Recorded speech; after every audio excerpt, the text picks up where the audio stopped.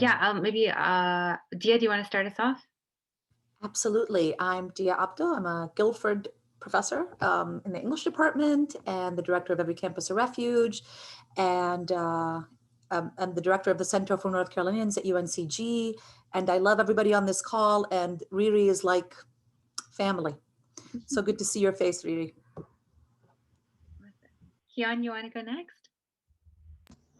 Hi, my name is Keon. I am a junior.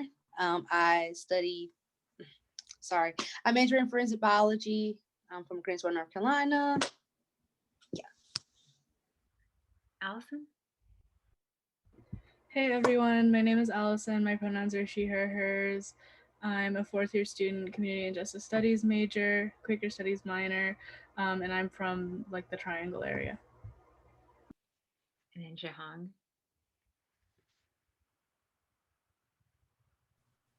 Hey, I'm Zhihong Chen. I'm teaching in the history department, and I use she, her, hers.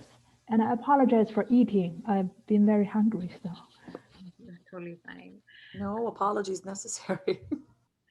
I'm Sonalini. I am teaching this one class at Guildford on forced migration and resettlement, but I work at UNCG now in their Institute of Community and Economic Engagement.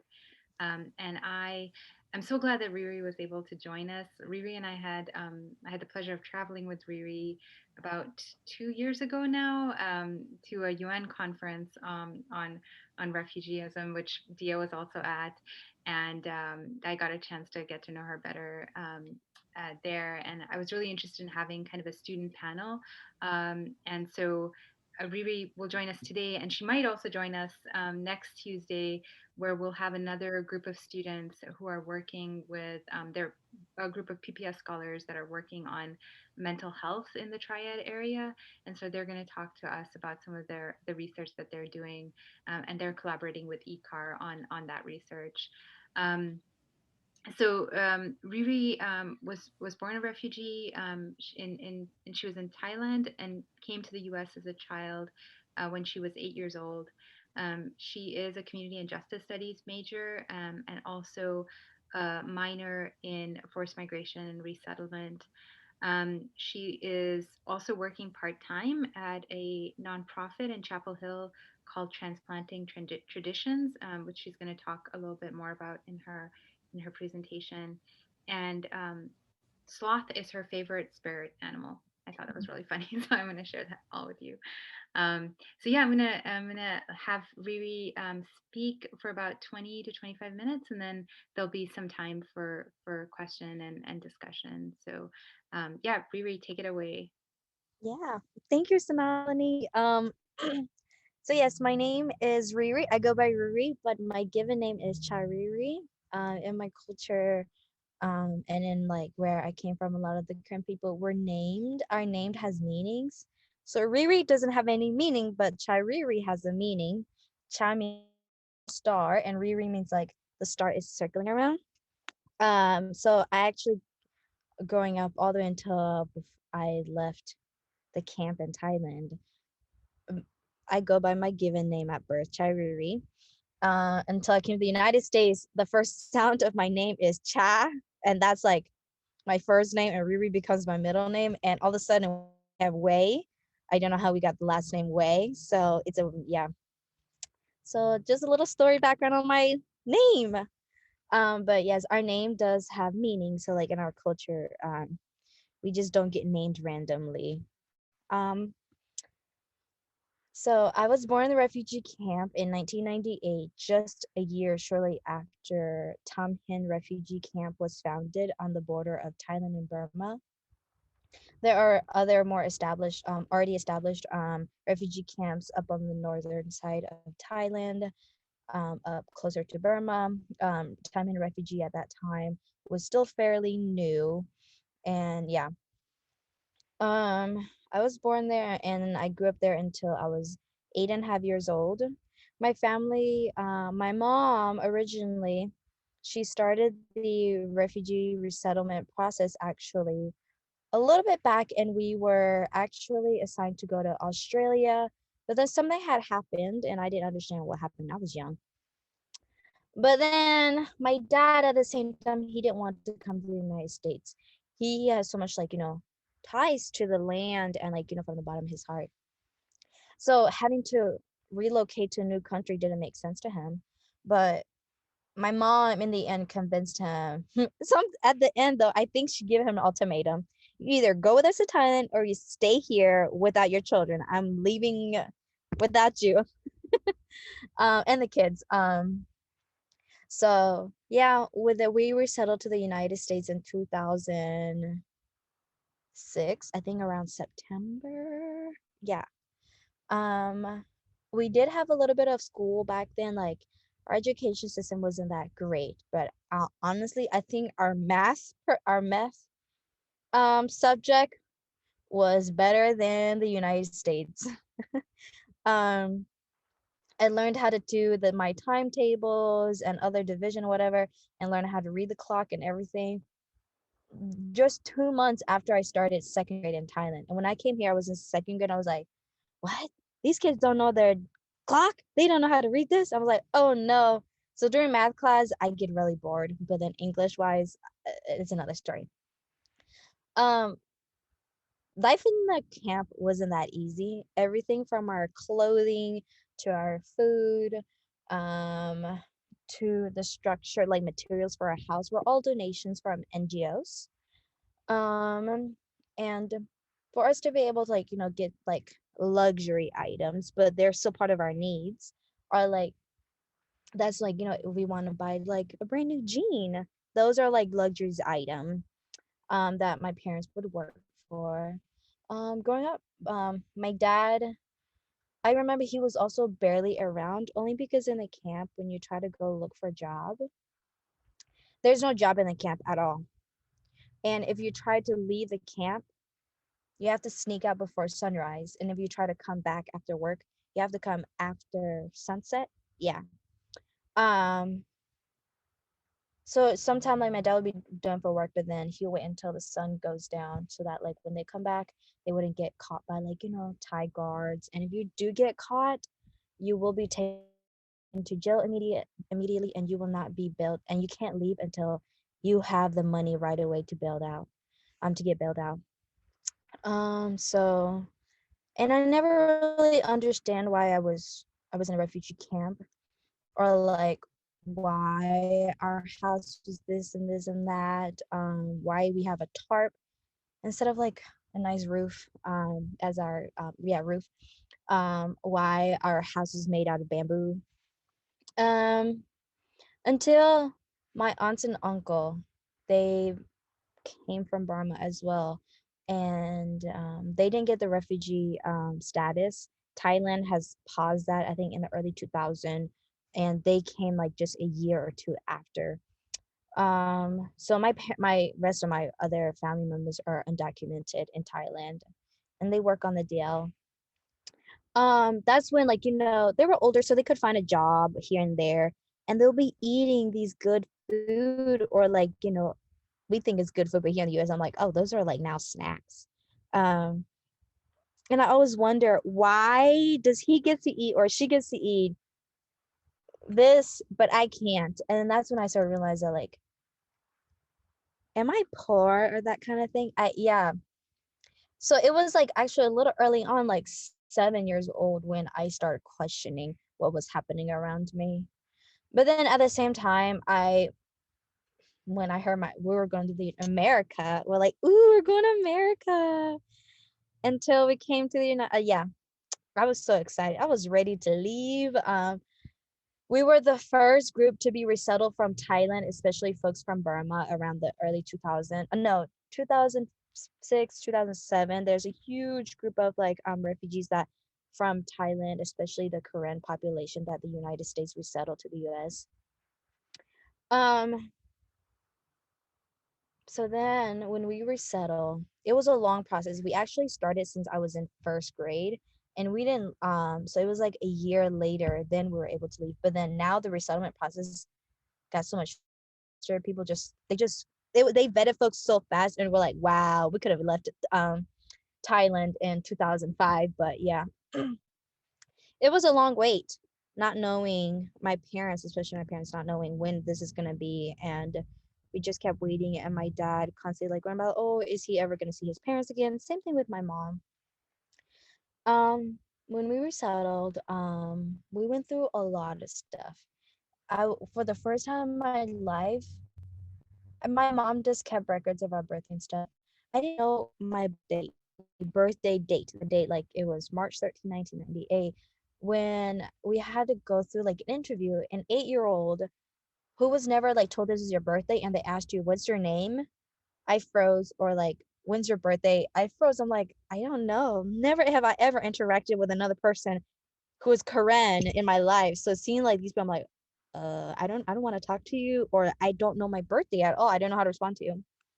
So that was weird to me to be able to learn that that's my birthday. When we resettled, we went through like, because we were in the camp, we had to take a bus to get to Bangkok, and then from Bangkok we stayed at a hotel overnight. They provided us food, but we were just so exhausted. And then right before we left, we hop onto the airport, or like on our way to get to the airport from that hotel to the airport, we received a letter says, "Oh, you're no longer going to Chapel Hill, North Carolina. You have been assigned to go to South Carolina." And we're like, "Oh, okay, we don't know anyone in South Carolina, but I guess we're going." So then we took the plane, and then we got to, I think we stopped at Japan or China, and then we got to Chicago. And that's when the last time we ever saw all the group of like other Korean families. We separated, we all went our own flight to get to our designated states. And that's when, I don't know, something at that moment it clicks. I'm like, this is it. We won't be able to see you, and we won't be able to see other Korean people again. How are we ever going to communicate and reconnect again? um we're gonna be alone, as a family in a state where we don't know anybody. Like, I'm gonna have to meet strangers. Yeah. So we hop onto the next plane to get to South Carolina, and then we started school there. My parents, like, I was a child, I didn't know what was going on. So my parents, honestly, they didn't like it because the interpreter for the Refugee Resettlement Organization really used my family. They would ask my mom to take care of their son for free, or like say, oh, I'll give you this amount of money for the whole month. And I think that's like, it was under $100 for the whole entire month. And my mom has to feed, put this kid to sleep, wipe the diaper, and all of that. And I'm like, oh yeah, you can do that. And like my mom says, you know what, just don't give me money, just drop off your children. And then when our resettlement agency would give us toys, the interpreter will take the brand new toys and then give us the one that are already opened or used toys. And they'll also try to use our food stamp as well and other things. And they would talk bad about my mom in Burmese. But the thing is that my mom, she at that time, she knows 3 languages. She know Burmese, Korean, and there's this other indigenous language. I don't know. She doesn't remember that language anymore. Yeah. She was like talking, that interpreter talked bad about my mom in the refugee, like with other like Burmese folks, or like saying bad stuff in Burmese. And my mom stood up and cried, and we're like, and she spoke to that interpreter in Burmese. And that interpreter was shocked. But yeah, and we didn't like it there. My parents didn't like it there either, because my dad was working at Chick-fil-A and he was getting paid really low, and he didn't have transportation. At the same time, we didn't make enough money to pay for our mortgage, or like our rent, or yeah, any other thing. So glad though, it was a church that sponsored my family, that they pick up all the other bills that we couldn't pick up. And then shortly after, we lived there for like 6 months. In March of 2007, we moved to North Carolina, and that's when both of my parents got a permanent job at UNC Chapel Hill as housekeepers, and then I would be attending school there, in Chapel Hill district. Growing up as like a kid, not no not I haven't got a chance to learn my own language, and now having to transition to learning a new language, because like I was a child, I was 8 years old. I picked up English quickly. They pulled me out of the ESL program after a year I was there, and I thought that wasn't enough time, but only because I could speak it. But I don't understand anything other than English than speaking it. Um, but the thing, yeah, they pulled me out, and like I was fine with it. So then I was treated like the rest of the other students because I could speak the language. Um, my parents and other Korean people. Then when we moved to a population where there was Korean people. That's how we end up in Chapel Hill. Um, I would be asked to go interpret to insurance company to read these documents, to translate these documents for them, to go with my mom in the middle of the night to help her interpret for a job interview. I was doing that at like 10 or 11 years old, and I'll be interpreting at so many places. And I guess that's where like I also like picked up English more and understand some of the system, like having to take when my little sister was born, she was yellow. I don't know what the word for it. I call it yellow mellow. And I had to go to the ER with my mom to interpret for my mom because sometimes like the telephonic system, when they say, oh, you're from Burma, they assume that you can speak Burmese, but no. But then at the same time, okay, they'll find you a Korean person, they think it's Korean. We're not Korean, we're Karen. That's why like my mom always take me places. Me, I don't understand none of these English word. I go and use my body gesture words and language, like body language and all of that to make meanings out of it. Yeah, I was at the ER when I was 12 years old with my mom because my little sister, she was turning yellow, and somehow we were able to make it through. Another story is that like my mom, she had a really bad illness. I think it was UTI. And I didn't know what UTI was. And like the word in Korean is chiti, and that literally means dead pea.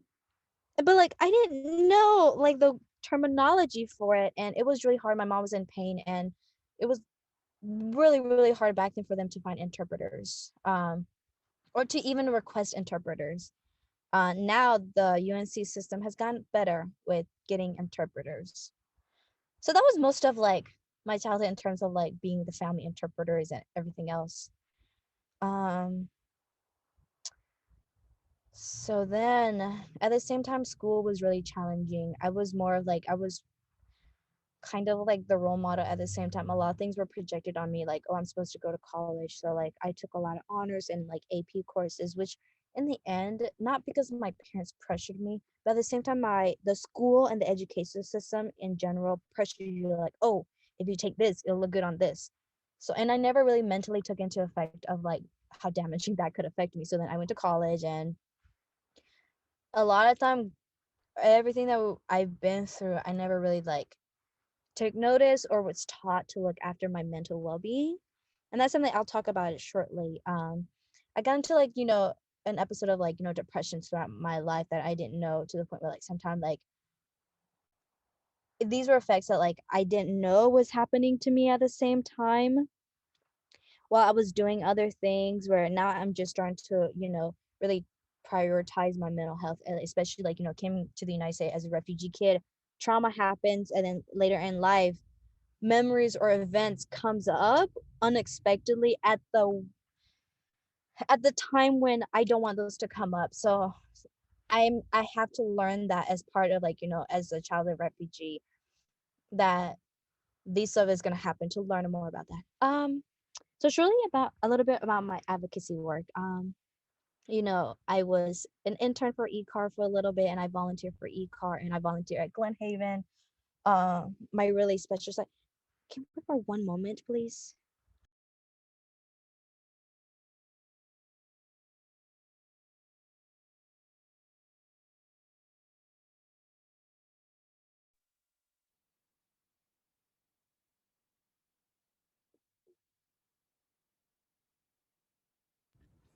Okay, so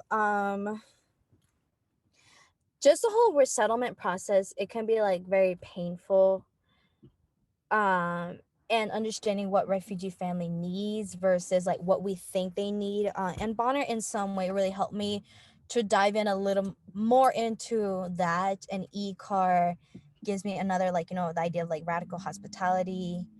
Even though I came through it, like, I thought I know what it is, but like my family were so blessed to have that church taking care of us that we didn't have to worry about other people. They weren't as, I don't want to say unfortunate, but like having that like 100% full support system, um it was very hard. And to this day, like, and then each year what I went through after resetting to this country is totally different from what folks are now experiencing.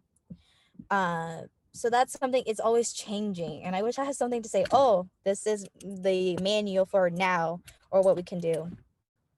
Another thing is that, like, for me, while, like, doing that kind of work also led me to like my special, that thing that holds in my heart is cultural food. I love to eat food. I didn't know the significance of it, and I still don't like to cook my own food because I don't know how to cook and I don't want to learn. Is the fact that is the importance of cultural significant food, and why food justice in general is important. Having access to food is great. Okay, there's vegetables, there's cucumbers, there's this and that, but it doesn't make meanings to our soul and like our comfort, and to be able to resettle and feel like you can be at home. It feels like you have to assimilate to the American culture. You have to eat salad. You have to eat this or that. I didn't make sense of it until I started working with Transplanting Tradition Community Farm. I joined as a as a part of their youth program. I enter for them and I become a consultant, and now I'm working with them. And the more I dive into it, like, having access to cultural food in some way connect us to our root, and that is so important in terms of like how we're able to continue on the stories of what we went through. Like, food carry on with us, no matter where we go. um yeah, so that's my job with at TTCF right now, is like, finding ways to now come up with like ideas to sell Asian vegetables to other Asian community, to refugee communities, and figure out like, now, like, instead of having CSA for the American vegetable, let's have like CSA for Asian vegetables, those kind of avenues. But our priority is try to get the Asian vegetables to the refugee Asian community, or like Asian vegetable in general. Yeah. So that like we think about access, affordability, and well-being. So I throw in a lot. Any question? And Riri, before we do Q&A, maybe I know Catherine and Clara came a little bit late. Catherine and Clara, would you just like to just introduce yourselves, maybe your names, your majors, and generally what you're up to? Catherine, do you want to start? Sure, I'll start.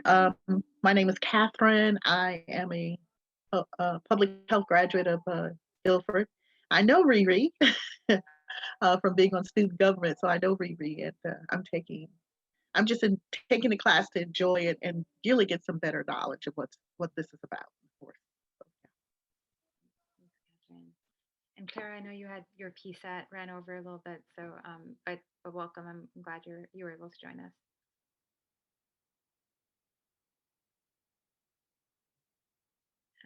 Clara.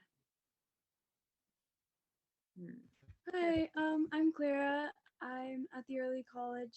I don't really have a major or anything, but I'm happy to be here. Thanks, Clara. Yeah, so we have about Riri with us for another 20-25 minutes, and I'm hoping that she'll also show us her cute kitten at some point, if she feels comfortable coming out of the crate. But yeah, questions, comments, feedback to Riri.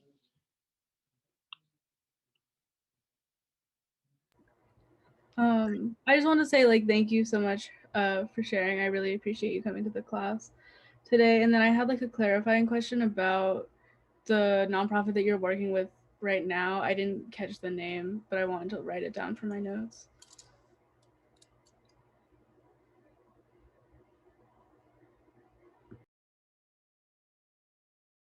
called Transplanting Tradition Community Farms, and I'll put the website on there as well.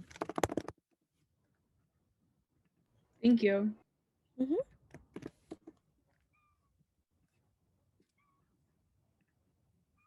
Yeah. I guess I'll follow up to Allison's question about the work that you're doing on food justice and refugee communities, and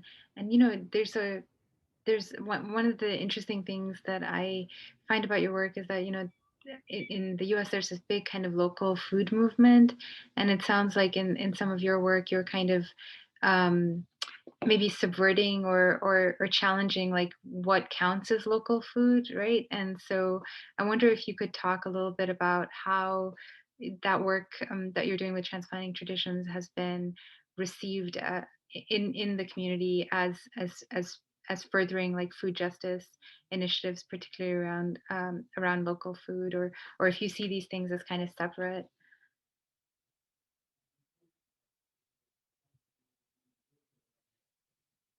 Hmm. We might have lost Riri. Uh-oh. Oh, I think we lost her. Darn it. Dia, I might, while we're waiting for Riri to reconnect, I might ask you, I know you make all the students in eCard do a project that is connected to refugee rights, refugee resettlement. Can you talk a little bit about the project, like the assignment guidelines and maybe the one that Riri did for your class? Sure. I want to say that, Riri is incredible, and I really enjoy sort of listening to her story from her perspective. It's really powerful. And a lot of the things that Riri describes, especially, I don't know if you noticed, I find that piece especially powerful for children, for refugee children, is the inverted power dynamic that happens between parents and children because the children become interpreters for the parents. And so, the effects of that are really far reaching. So not only does the child sadly get taken out of school, that's happened to a lot of the refugee kids that we've hosted through eCar. They, on a day when the mom or the dad has to go see a doctor and there's no interpreter, the kid has to be taken out of school to do the interpreting. And so the kid, the child, sometimes falls behind. Clearly that has not happened to Riri because she's a rock star, but it has happened to some of the children that we've hosted, or that, the families that we've gotten to know. I remember the first Syrian family that we hosted, they sent sort of an attendance report. And then so I talked to the mom about it, and she said, well, those are all the days that we had to go on like there was some appointment that Tamar had to go with them on. And so it was really eye-opening for us to see how integration for refugees and immigrants is so incredibly challenging and affects them for generations to come, because the children are helping the parents in that early stage.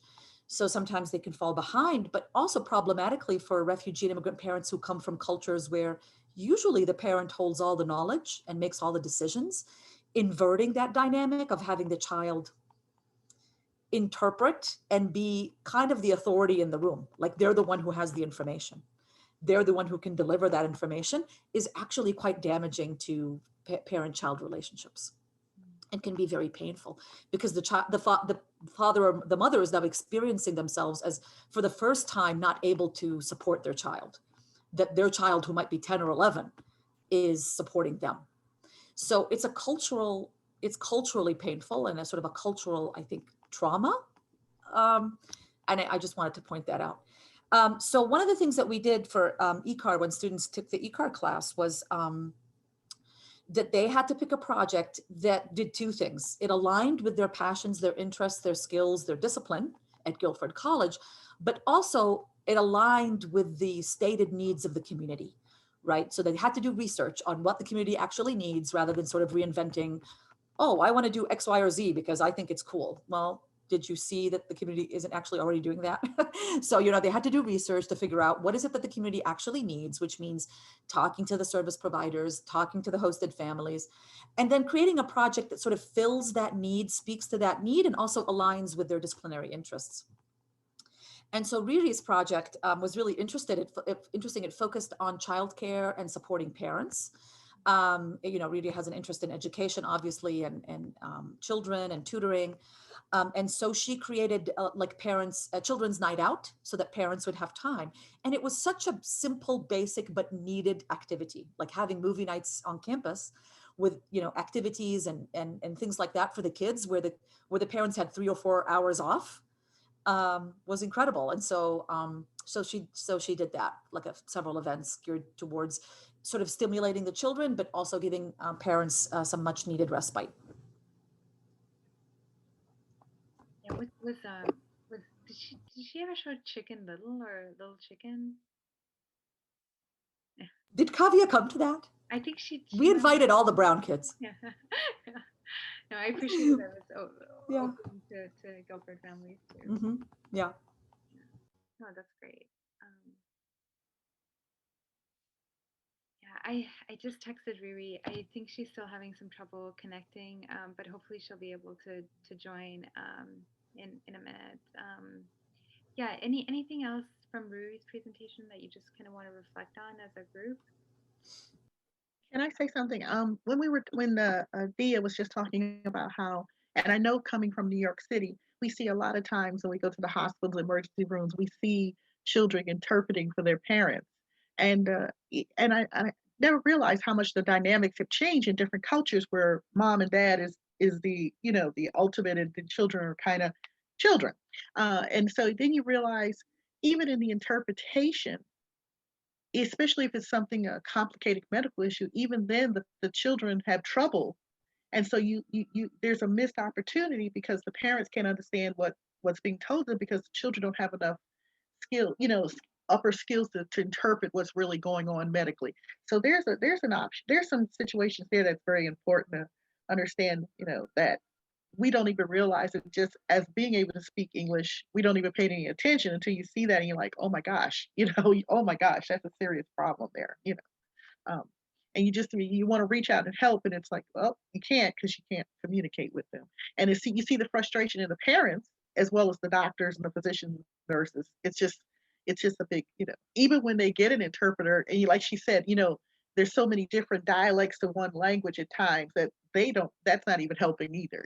So it's a word could mean something totally different between, my dad is from Liberia, from different tribes. The word could have a different, so it's very, very, very challenging.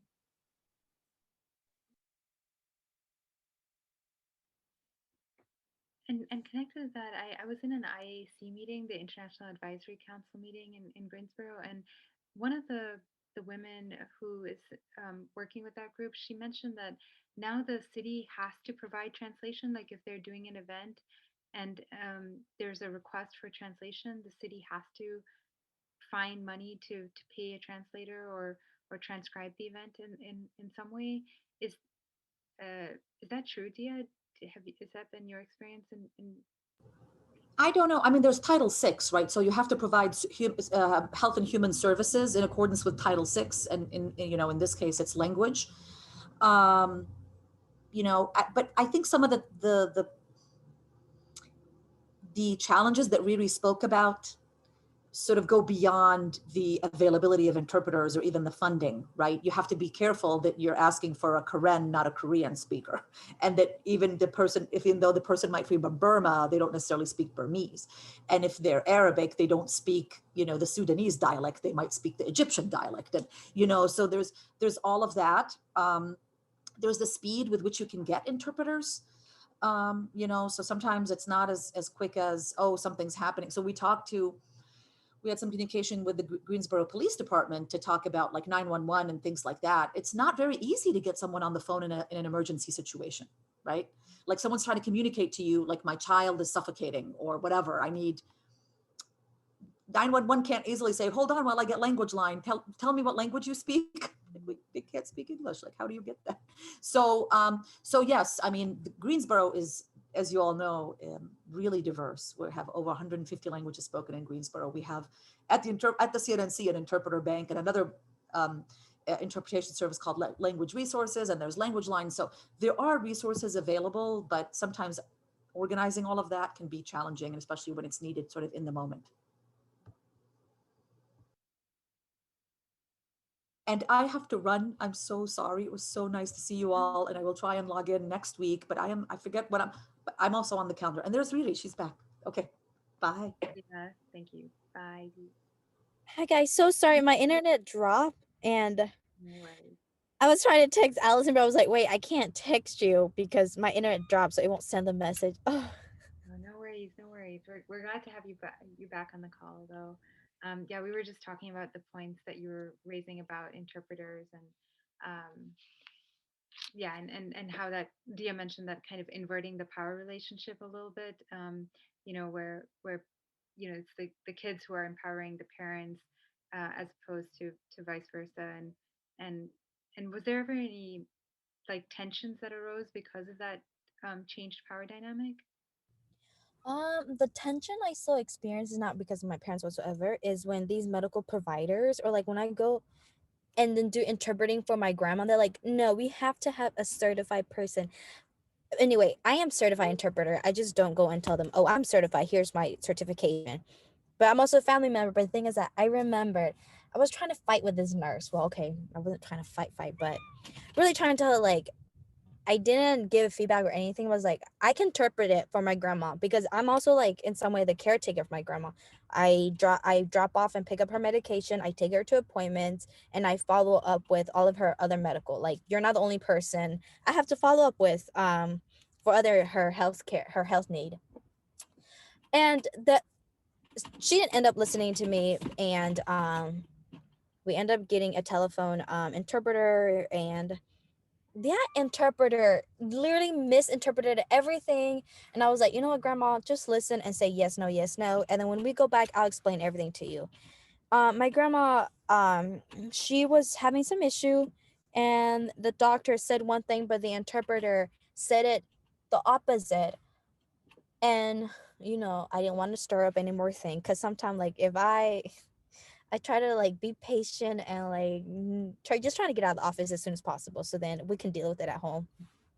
Yeah, and they take the word of that interpreter through the phone more than me. I mean, I would understand sometimes family members we could like, said some stuff whatsoever, but like I know the rules of interpreting.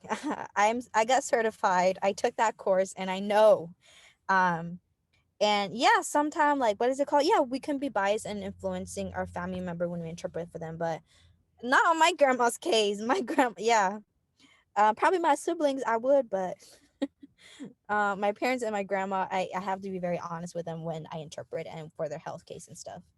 Yeah, that's the issue I would come across with.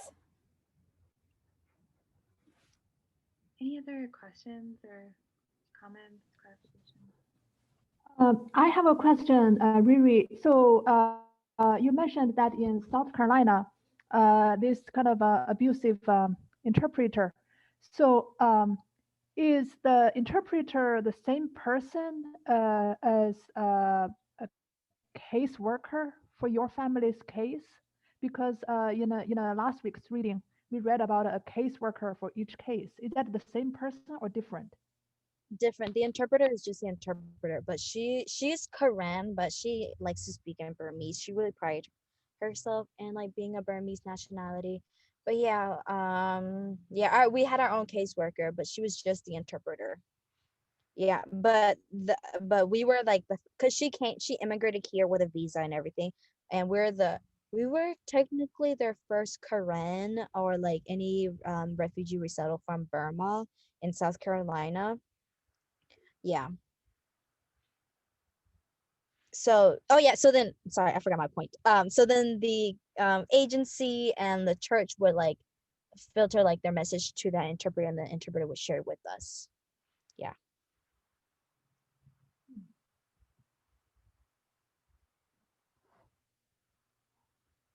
I actually have another question. Is that okay, Salanini? Oh, of course, yeah. Go for it, John. Yeah. So speaking of the dynamic between you and parents, we were talking about the impact of the reversal of a kind of authority. So um, did you feel that your parents experienced that tension or pain, that they felt that they've lost some authority that they would have had in their home? I mean, back home, and they felt this maybe a degree of helplessness in terms of educating your children, and maybe disciplining children. Did you discern any tension in that regard? Yes and no. For me, no. With my younger siblings, yes, because they came here when they were so much younger, like 5 and 4s and 3s and 2s and 1s. Well, no, there was no 1 year. So they grew up here as Americans. So then there's an American kids here. For me, I'm kind of in the middle, and my younger siblings, of course, we had an understanding of like culture dynamic and discipline and how we were raised. So I feel like yeah, my parents do struggle. Like, and then we had and then my youngest sister, she's born here in the U.S. and like she's a completely American kid. So I think there's like 3 or 4 dynamic in the ways my parents would have to interact with all of us. So that's interesting. And in the ways that about dynamic, at the same time, I don't think my parents, sorry, one more second. I'm so sorry, guys.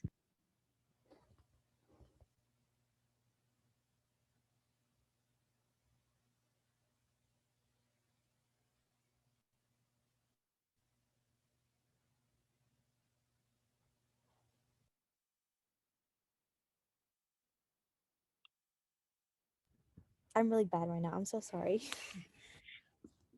My parents would they feel actually empowered when they could use their children to interpret for them. But then sometimes they also feel disempowered when they have to ask my younger siblings because they can't speak Korean that well. And then like it's kind of really hard to get anything done. And it's a really funny joke, but it's serious at the same time. Like sometimes when none of us are available, the one who could speak Korean better, my younger brother, he's the only boy in the house, and my dad asked him to go and interpret for this thing, and he never gone to Korean school at all. He went to school all here all his life, and there's some word that he couldn't say. So sometimes when he interpreted, he'd be like, that kind of manipulate, blah blah. Like he's not making some of his word, and my dad would be so annoyed with that because like he understands my brother can't speak Korean and he can't speak English. And then when my dad was like, okay, if I'm gonna ask you to help me take me to this place, don't say I yeah like that. Yeah. At the same time, I think both of my parents, they also really feel disempowered because of what this culture or in this country present to us. They feel like we've lost some connection to our roots, um, in the way we're raised and all of that, and the way of life, the way of living. Um, yeah, and it's really, and like I told them to, even I, like, no matter how hard, how much I want to be able to, like, practice a lot of my cultural practice because I want to, it's still hard because it's not accessible. And like some of the practices and traditions, we can't carry on a lot of them here. So yeah.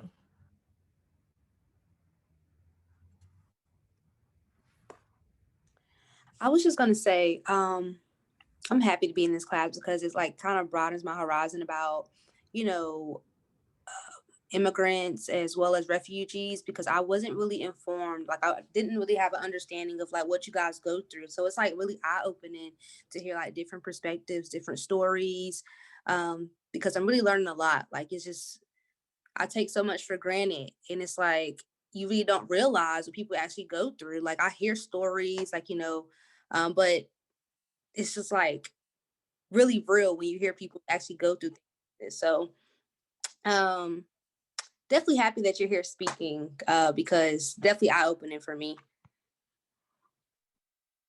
Yeah, thank you. I had like one last question if we have time. Yeah. I know that like the achievement gap in like Chapel Hill school system is like pretty intense. It's like one of the better funded and like in terms of resources school systems in North Carolina, but it does have like the highest achievement gap. So I was wondering if you could kind of speak a little bit more to how you experienced that, if it's relevant. Can you repeat that again, Allison? My internet dropped again. I was just wondering if you could talk about how like the achievement gap in the Chapel Hill like school systems like affected you, because I know that's like a big issue there. Yes.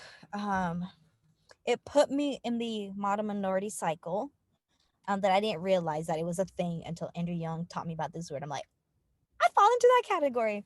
And at the same time, like constantly, I was pressured to be with the other East Asian and students who parents would pay for all their courses and preparatory courses and like willing to buy them anything and Saturday schools, all of that. And my parents, we don't have any of that. My weekends is spent them at their job, like at the farm, cleaning the house, taking care of my siblings. Yeah, or going outside and play. But yeah, um, and at the same time, I was also pressured to do service work, which at that one, I, for the bottom of my heart, I still want to do, no matter how stressful I could be. Um, to be involved in courses, to be involved in extracurricular activities, and just so that I could get into the college that I want to. But at the same time, like, I noticed it, like, for me, I push myself because at the same time of the expectation to meet the achievement gap. And at the same time, though, I noticed my friends who were really struggling. They weren't like, and like some people get it, like, when they advocate for themselves, it like it's hard for them to advocate for themselves, like to seek help. Like I always knew that I always got to advocate for myself from a really young age. For them, like, but then it doesn't have to, like, they don't have to advocate for themselves. Like these services aren't provided to them. At the same time, our school would do something really messed up sometime where like even the district where like if a if a white student wanted to take these courses and textbooks are available or like there's spots available, they would automatically enroll these students. And but if a student of color or whatsoever wanted to sign up for honors classes, AP courses, or needed something for these courses, the school's like, oh, we don't have money for that. And that's when I learned that my AVID teacher, she's like, if they can find money for these white people, they can find money for these students of color. So that's our district. They have all the resources funded for the white students, but barely for students of color, immigrant students, ESL students. Yeah. Maybe continue on with Allison's question about the education theme. You mentioned that you were a Bonner Scholar, that you're a community and justice studies major. How do you think that Guilford does in terms of support for immigrant refugee communities? I know the Bonner Scholars Program is going to be phased out. Yeah, I wonder if you could share a little bit about how you think your experiences in school or your experiences at Guilford differed from your experiences in school, or kind of mirrored some of those experiences. Yeah, so Guilford as the institution is not doing enough to support local immigrant students. I see that still. Many students are walking past through, like they would either enroll in community colleges when Guilford prides himself in community and service and blah blah blah Quaker values. But why aren't you guys enrolling more local immigrant students and refugee students so that like we can get these students where you guys prize yourself in with these values? But I do know I've never seen any program as successful as the Bonner Center before, and the Bonner Foundation in general. Like I didn't know I was gonna go to a 4-year institution without Bonner and without the endless support of the CMJS department that my major is in. Um, just that so much of radical learning and radical caring for each other in this space is the reason why I stayed here in Guilford. I would already transferred out my sophomore year. And for so many times, I have thought about transferring out because Guilford isn't just doing enough to to make me feel like I'm part of the community. But because of Bonner and CMJS and ECAR, I remained in Greensboro and also like Glen Haven as well. Um, yeah, I that's my opinion. Thank you for sharing that. And I don't want to. I know we said from 1 to 2, and so I don't want to keep you and your sweet kitten um, beyond the time that we had talked about. But thank you so much, Riri. We really appreciated hearing your individual narrative and your story. It was very very powerful and compelling. And yeah, thank you for taking the time to talk to us today. Yeah, will everyone join me in thanking Riri for her time? Thank you, Riri. Thank you. Mhm. You're Thank you very welcome. much. Yes, if you guys ever wanna stay in Thank you, contact or Riri. ever to follow up, you can text me or email me. Actually, I'll give you guys my Guildford email. There's my phone number and my email. Yeah. Awesome. Thank you, Riri. So Riri, Yes. I know you're closer to graduation. When is your graduation date? Are you I, graduating this spring or I later? am. I am graduating this May. I mean, I would have graduated in December, but I'm still here. I don't know why, but I'm still here. Yeah, I'll be graduating this May. Okay. Yeah. Wonderful. Thanks, Riri. Okay. See y'all later. So Yeah. sorry about the internet drop and then back and Thank forth with you. the No worries. thing. Bye. Thank you. And we're almost at 2, so I thought maybe we could take like a 10-minute break and then come back for the second half of class after 10 minutes. We could stretch, use the bathroom. So I'll see you back here in 10 minutes.